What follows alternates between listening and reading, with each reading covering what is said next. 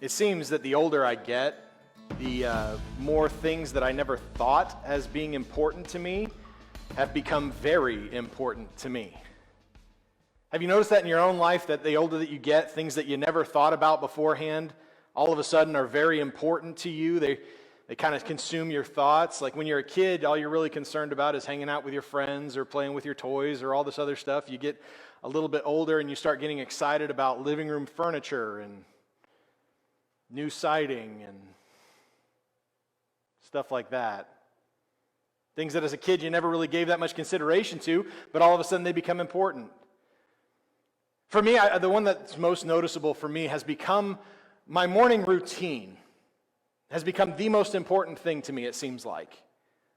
Like even 5, 10, even 2 years ago, I'll say, I never thought that much about my morning routine. I just kind of rolled out of bed and went on with my day. Like that was my routine. Wake up, get dressed, maybe brush my teeth. Mandy loves it when I say that as a dental assistant. So.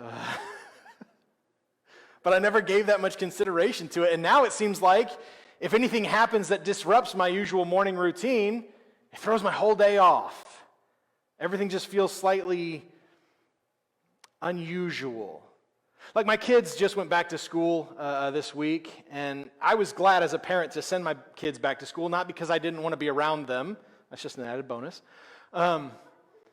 But because it meant that I could go back to my usual morning routine that I like. When my kids are home for summer or for e-learning days or for, COVID quarantine, whatever the situation may be, it throws my whole morning routine off because while I'm going through what I usually do in my day to get ready for it, I have to stop because somebody needs daddy to come open the box of cereal for them, or they're having an argument over which cartoon it is they're going to watch this morning.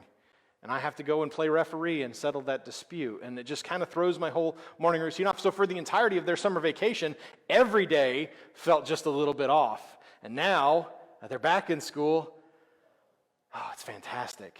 I feel like me again. Because my routine has just become that important to me. Maybe I'm the only one in here who really thinks that much about their routine or really cherishes their routine as much as I seem to, because I'm talking an awful lot about my morning routine. But I think all of us, we have these routines in our day. We have these different things that we do throughout it. Maybe you have a certain way that you get ready in the morning. Maybe you have a certain way that you get ready for bed at night. You just kind of have these things that you do in a certain order, in a certain way. And I'm guessing, correct me if I'm wrong here, but you don't think that much about your routine anymore. You've done these things in this order for so many days, for so long, for so many years that it's just habit. You just do it. You don't think about it. It just kind of takes place. Like maybe you get up in the morning and you jump in the shower and then you brush your teeth and then you kind of get dressed and get ready for the day. You get your hairdo done the way your hair is going to be. Gary has to worry about that a lot, man. So, but you have this certain routine that you just do and it just becomes instinct for you because you've done it over and over and over again. Maybe for you, it's not so much, the way that you get ready in the morning. Maybe it's just what you do throughout your day. Like when you first got started at your job, if you think all the way back to your first day at that job and you're going through the work routine and somebody's showing you how to do your job or stuff like that, there's probably a part of you that was really worried, I'm never going to remember how to do all of this. And then as the months went on and you kind of hit a groove, then all of a sudden it just kind of became second nature. You just do your job because it's the way you always do it. It's just routine for you. In fact, you could probably do your job on autopilot. Don't tell your boss, but you probably have been doing your job on autopilot. Because it's all just become that routine. It's become so simple to maintain and keep going with it day in and day out. If you really stop to think about it, there's just a ton of different places in our lives that are routine for us. A ton of different things that we do that have just become part of the structure of who we are to the point that we just don't think about it anymore. That's even the case here at church, is it not? There are certain elements to what we do week in and week out that just kind of become the norm for us. We're used to them because it's just part of what we've done. We talked about this earlier this year, but it seems like every Sunday, for the most part, has the same ebbs and flows to it. We sing a couple songs, we do a thing here, we do this, we do that, and it's just kind of the way it is, and that's the way it's always been. It's been that way since last Sunday or 10 Sundays before that or 10 years before that. It's just kind of the structure that we do. We're used to things that have become routine, things like communion. And some of you may be a little shook up a little bit this morning because if you'll notice, we haven't done communion where we normally do it. Normally we have communion before I ever even get up here. So I got to hear there was a couple of you, I heard them floating around, just kind of fiddling with your cup, trying to get it ready to go for the communion time. And you're just a little weirded out that we haven't done communion yet. Maybe you're a little worried about it. Because we've just come to that point where that's the point in time that we're supposed to take it, right? It's our routine every Sunday. Before the sermon, we do communion. That's the way it's been. That's the way it shall be. So saith the Lord. Or the order of service that Peggy and I put together. That's just the way that it seems to always go. And so it's a little different now. It's completely understandable that communion become habitual. I mean, if we really stop to think about it, I know that I've been guilty of treating communion like it's sort of just a habit, like it's sort of a thing that we just do. I don't think that much about communion anymore because it's just part of the usual flow and the routine of my Sunday morning. But I got to be honest with you. I have a problem with that. I have a problem with how routine communion has become for me. Because I don't think communion is ever meant to be routine. I don't think it's ever meant to be something that we just kind of do absent-mindedly. It's meant to be, at its heart, communion is meant to be an act of worship. It's meant to be something that we do to glorify God, to bring honor to His name, because what could possibly be more worshipful than remembering the most important event in the history of the church, possibly the history of the world? No, you know what? Definitely the history of the world. The act of communion is a reminder of what Jesus did for us, that he went to His grave for us. He went to the cross for us. And yet, far too often, I know that I'm guilty of just treating it like it's just the next thing. It's just the next part of our service. It's just the next event that we have. The problem is that we oftentimes approach communion the same way that we do brushing our teeth. Right? That same mindset. And I don't think communion deserves that. If we have an attitude of just going through the motions with communion, it takes away the magnitude of what it represents. And I find that dangerously irresponsible. Again, it's understandable that we don't always approach communion with the same reverence and worshipfulness that it ought to have. It's easy for us to do that when it's a regular part of our gathering. Again, anything that you do on a regular basis is going to just become part of your routine. So it's understandable that each and every one of us do that, but we should never treat communion as commonplace because it represents something that is far from the commonplace. That the Son of God would come and die for our sins. And it's why it's still practiced in the church today. I sincerely doubt that much of the things that we're going to talk about, because we're going to be going through a reminder of why do we do communion? Why is this important to us? When did it first happen? I sincerely doubt any of this is going to be new information for most of you in here. But that's okay, because I think we need to be reminded of that. We need to be reminded of why we do this, not just simply because we do it because we've always done it. We need to be reminded of why, of understanding why this is important. Am I right? The act of communion was actually first started at what we call the Last Supper, as Jesus and His disciples gathered together for the Passover meal. It was just kind of a normal day for the disciples. If you put yourself in their mindset, if you think about the disciples just going on throughout their day, it's been kind of a weird week. I mean, it got started when they rolled into town and Jesus was on the back of a donkey and all kinds of people were like singing His praises and stuff. And maybe as one of His disciples, you kind of puffed your chest out a little bit like, yeah, I know that guy. And then some other things happened throughout the week that were just kind of weird, but they were looking forward to this because it's a holiday meal. It's a time for them to just kind of unplug and unwind and hang out, just the 12 of them. And 13 with Jesus. This time I'm sure it was 13. They're just kind of looking forward to that. They're looking forward to getting into that place. They gather together for this meal. They're just kind of unwinding. You can almost picture it like a family Thanksgiving dinner. Like they're all just hanging out there, they're cracking jokes, they're telling stories of shared times together. Like you remember that one time when we were all on the boat and then all of a sudden like this huge storm went going crazy and we all thought we were going to die, but Jesus was asleep in the back? And then when He woke up, He's just like, hey, be quiet. And it just stopped. Classic. You remember that time that Peter said that one thing, and Peter's like, dude, shut up. Why do we have to keep bringing this up? Remember when Peter walked on the water and then he just started sinking? What a loser. They're just kind of enjoying themselves. They're having a good time. These guys have spent almost every day for the last 3 years of their lives together. These guys are practically family. I have a group of friends, about 4 or 5 of us or something like that we got together for youth ministry conferences while I was still in youth ministry. I'm the only one who's gone on to senior ministry, and they all refer to me as the traitor, and that's fine. But I have a group of friends that, I didn't really know them until I went to my first youth ministry conference, and by the time the weekend was over, it was just about a 3 or 4 day conference. By the time that was over, we were a family, just the 5 of us, cracking all kinds of jokes and making each other laugh. I texted my wife during the course of that one saying, I don't remember my life before these guys. And that was just 4 days.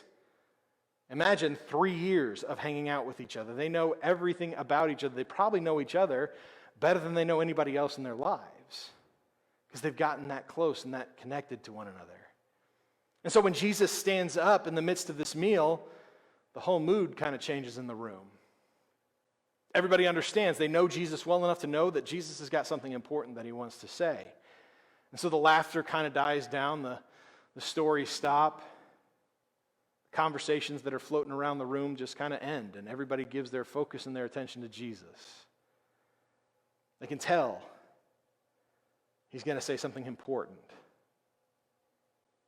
And they want to know what it is. And Jesus grabs the matzah, which is the cracker-like bread that was served at the Passover meal, and he begins breaking it apart. He doesn't say anything it starts off with. He just grabs the bread and starts breaking it. And he passes it around the room, and he tells them, take and eat it. This is my body.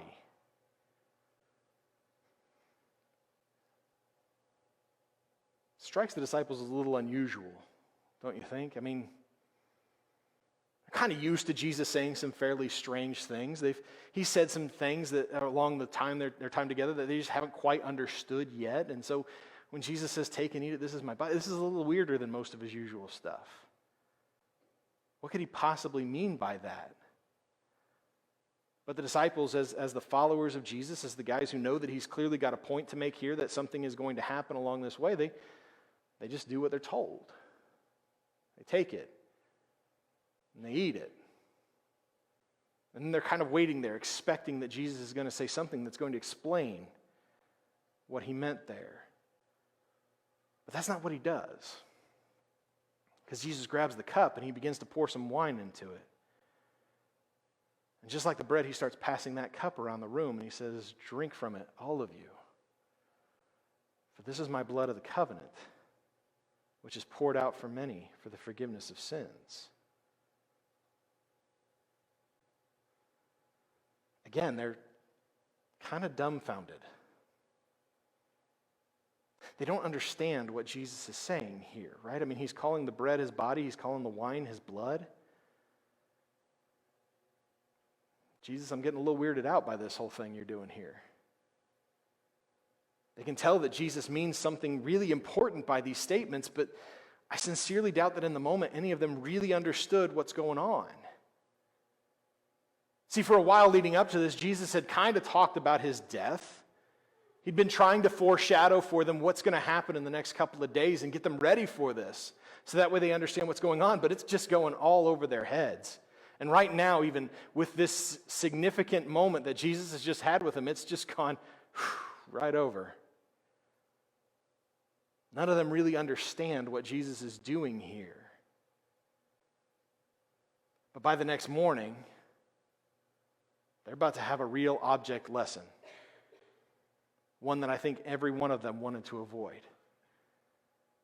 Because when the next day comes around, everything is turned completely upside down. It's so different than what it was at last night's dinner. You got to think that each and every one of them would have rather gone back to that obscure imagery than seeing it played out in front of them, than seeing the actual body of Jesus broken, than seeing the actual blood of Jesus poured out. I mean, it was confusing enough for them whenever they came and arrested Jesus while they're all just trying to pray. It was painful enough for each one of them to see Judas, their friend, their brother, one of them, standing with those coming to arrest Jesus. And it was weird enough that the Pharisees and the religious leaders and the chief priests decided to hold the trial of Jesus in the middle of the night. Like they didn't want anybody to know about it. Because they're just trying him on lies, trumped up charges. And when the disciples hear the sentence laid out that Jesus is going to be crucified, none of them can believe it. I mean, crucifixion was a part of the Roman world at that point in time, but it was reserved for the worst of the worst. It was reserved for the criminals that you wanted to send a message to every other criminal. You hung them up on a cross in full view of the public when you wanted to send a message. Because what they did was so heinous and so terrible that they wanted to ward off anybody else from doing the same thing. But what did Jesus do? I mean, for the last 3 years, these guys have seen him do nothing but love people. The most offensive thing he did was run out a whole bunch of money lenders out of the temple. But that's it.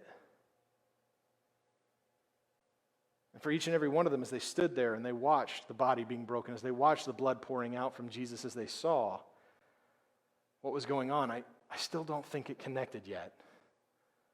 I don't think any one of them were thinking about last night's dinner when Jesus said that, as they watched their friend, their teacher, their master, their brother die in front of them. And I don't think that any of them have thought about it beyond that point in time. In the days that followed, I don't think they could ever get past that one particular moment. They're not connecting the dots yet. What that dinner had to do and what happened the next day, they're connected. They're intertwined together, and they don't see that yet because they're still shook up. All they can see when they close their eyes is Jesus on the cross. They're not putting the pieces together. They're stuck in that one moment in time for days. And even then, they start hearing these rumors swirling around. They start hearing from some of the other people who are following Jesus that, hey, I saw Jesus. We had dinner with him last night. Hey, I went to the tomb and it was empty. And they're still not putting these pieces together. And even when Jesus comes and stands with them and they have that moment of realization that, oh my goodness, he is actually resurrected, they're still not putting it together, I don't think. They're caught up in the moment. How could you not be, right? The friend you thought was dead is now standing in front of you saying, hey, look through the hole. They're not putting those pieces together. And in fact, I think it took the disciples all the way up until Jesus was getting ready to leave them again, albeit this time under much better circumstances. When he told them, when he said that this is what was written, the Messiah would suffer and rise from the dead on the third day. Repentance for forgiveness of sins will be proclaimed in his name to all nations, beginning in Jerusalem. You are witnesses of these things. See, I think shortly after Jesus said that, a light bulb went off in a couple of their heads. Like, oh man, he was trying to tell us that. He was trying to tell us that this was exactly what was going to happen. In fact, I think that night, whenever we did that, you remember when he broke the bread? You remember when he passed around the wine? We were all wondering, what is he talking about here? I think that's what he meant. That at some point in time, they finally made that connection between what happened at that Last Supper together and what happened on the cross. Somehow they made that realization that this was all for a reason. That when Jesus did that, this is what he was talking about. And so it became really important for them from that point on that during their time together, whenever they got together to share in their faith, whenever they got together as a family to talk about Jesus and the things that he had done and to expound on Scripture and to take some time to worship all together collectively, it became really important to them. They set aside some time in that time together. That they broke the bread, that they passed around the cup together. They didn't do so in a spirit of mourning. They didn't do so in a spirit of just being upset or bummed out or anything like that. They did it out of worship because it made sense to them now. They understood it. And I got to be honest with you, there's a part of me that's really envious of their communion. Because you got to think that as they're holding on to the elements, as they're holding on to the bread, as they're holding on to the cup, this is a very real thing for them. This is conjuring up real memories. And so I think that their worship through communion was so much deeper and so much richer than what ours has been, because they saw it. For them, it's not just a remembrance, it's a remembrance of what they actually witnessed. It's a reminder of what took place for them. And it became really important that they share that they talk about that with all the new members that began to join amongst them, all the people who started joining their ranks together. Because it says that they devoted themselves to the apostles' teaching, to the fellowship, to the breaking of bread, and to prayer. You're likely familiar with that verse.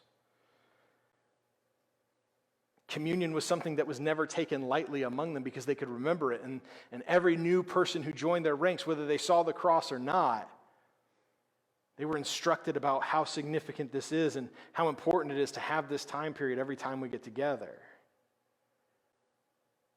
We know this because Paul found communion to be very important for him. Paul joined the Christians well after Jesus had gone to the cross. We don't know for sure. Paul may have witnessed it, but we know that it was important to Paul because Paul made sure it was practiced in every church that he went on to establish from that point on. That everywhere that he went, whenever he started a church or he joined up with a church that was already there to help boost him, he made sure they understood that communion was important. That it was meant to be partaken in a spirit of reverence and worship. We know this because in Acts chapter 20, verse 7, at the very first part of it, it says, "On the first day of the week, we assembled to break bread." They got together. And when they did, they made sure that communion was a portion of it. So even those who never had the opportunity to meet Jesus face to face, let alone witness the crucifixion, communion still served to point them to the cross, to remind them of what it took for them to be forgiven of their sins, to be reconnected with God. But even though communion was important to Paul, and I'm quite certain he took it on a regular basis, Paul understood. He understood the need to keep it reverent, to approach communion with a worshipful attitude, to seek to bring glory to God through the taking of communion. He knew and understood that communion should be something that's never approached with a routine mindset or a haphazard attitude. In fact, Paul did everything that he could to make sure the churches that he established, the churches that he worked in, understood that communion should not be taken in that way. In his letter to the church in Corinth, Paul warned them about approaching communion in a way that's anything but worshipful, anything that's reverent. He wrote in 1 Corinthians 11, 28 and 29, he said, "Let a person examine himself in this way. Let him eat the bread and drink from the cup. For whoever eats and drinks without recognizing the body eats and drinks judgment on himself."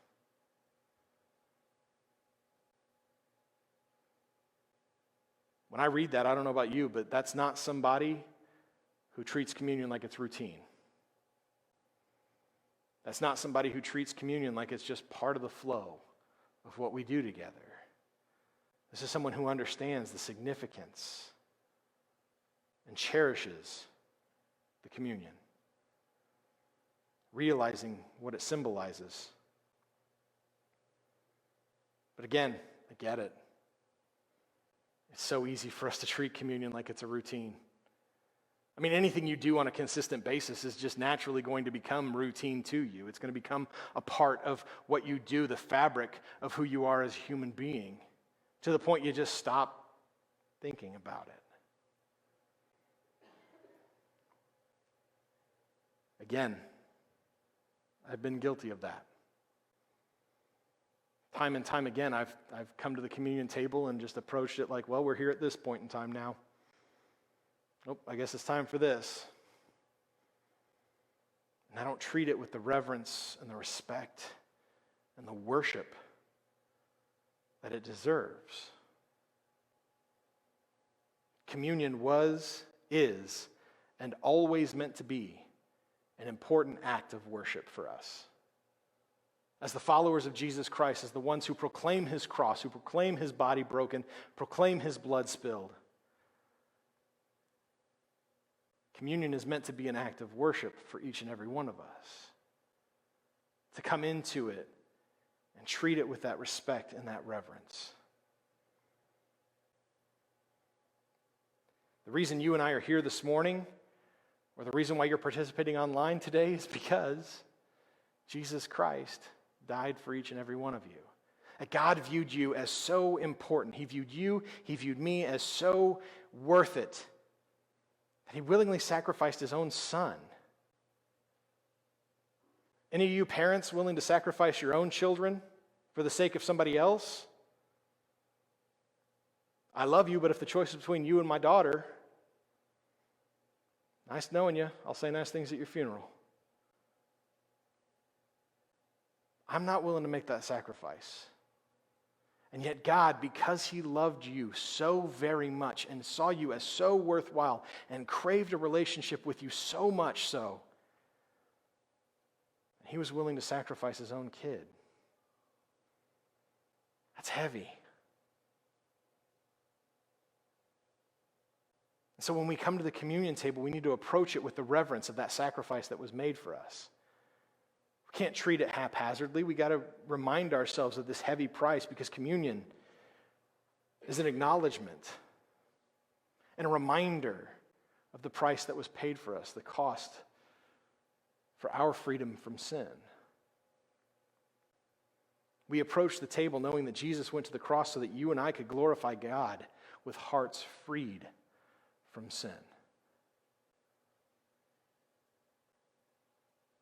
But again, I get it. It's easy to get into the routine of it all. It's hard to maintain that spirit of reverence and worship that communion deserves.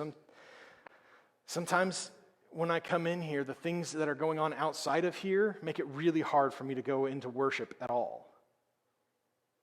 They make it really hard for me to treat communion or any element of our time together with the same spirit and attitude of worship that I should. It's hard sometimes when the things that are going on outside of here, when the things of life are just taking over, it's hard sometimes to get into that right mindset, especially when we gather around the table. Can I tell you this? If that's you, if you come here some Sunday and no matter how hard you try, you can't get there. You can't get into that spirit of worship. You can't get into that spirit of reverence that communion deserves. Hear me. Don't take it. There's nothing wrong with saying, I can't do it today. Paul viewed it as so important to make sure that you're in the right frame of mind that he said, if you're doing it in any other way, you are eating and drinking judgment upon yourself. I think if Paul was standing right here next to me, he would say, yeah, if you can't get in that mindset, if you can't approach the communion table with worship and reverence, then just don't. There's nothing wrong with that. We've all been there. I've been there. It's okay to say, you know what, I can't do it today. Who cares what the person down the rest of the pew from you is going to say? Who cares what anybody else in the room has to say? Communion is meant to be taken in a spirit of reverence and worship, and frankly, if we can't get there, then we probably shouldn't take it. There's nothing wrong with that. Sometimes life pushes you to that point, and you just can't do it, and that's okay. Again, according to Paul, it's probably more appropriate you don't take it if your heart's not there. Because communion is meant to be an act of worship. It serves us as a reminder of the price that was paid for each and every one of us through the sacrifice of Jesus. It should never be treated as routine, but instead as a very real and very significant act of worship.